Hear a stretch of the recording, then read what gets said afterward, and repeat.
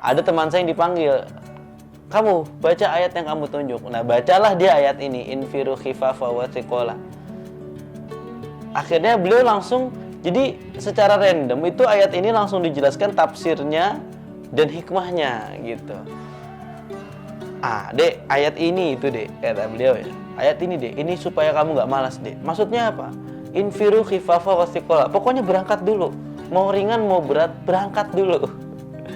Ini kan sebetulnya selaras ya dengan apa yang dipesankan oleh Nabi, harik yadak tajidil barokah. Gerak dulu, pasti nanti ada berkahnya. Nah, ternyata ketika dilihat penafsirannya dan sekedar informasi ya, beliau itu langsung menyebutkan ayat dan posisi daripada nomor ayat dan posisi ayat ini di mana itu langsung beliau sebutkan di surat apa, di juz berapa itu disebutkan oleh beliau. Nah, ini kenapa jadi obat mager buat kita? Ternyata ketika kita baca tafsirnya teman-teman, infiru khifafa wa thiqala wa jahidu bi amwalikum anfusikum fi sabilillah, ini ayat sebelum ayat ini itu berbicara tentang perang yang otomatis ketika infiru khifafa wa thiqala ini maksudnya berangkat perang. Berangkat perang itu mau hati kita rasanya ringan, mau hati kita rasanya berat, tetap harus berangkat. Kenapa? Ini karena diperintahkan oleh Allah dan Rasul. Kalau kita berangkat, ya menunaikan kewajiban. Kalau kita nggak berangkat, Allah dan Rasul juga nggak akan rugi sebetulnya.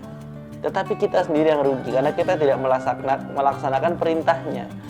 Nah, dalam konteks ini, berperang saja itu harus berangkat. Nah, meskipun sekarang perangnya bukan dalam artian perang antar suku atau perang yang mengharuskan fisik seperti itu ya, kita juga sejatinya tiap hari berperang dengan diri kita sendiri. Kita berperang dengan ya rasa mager kita tadi, rasa zona nyaman kita tadi, dan lain sebagainya yang harus kita lawan dengan cara apa? Infiru, berangkatlah.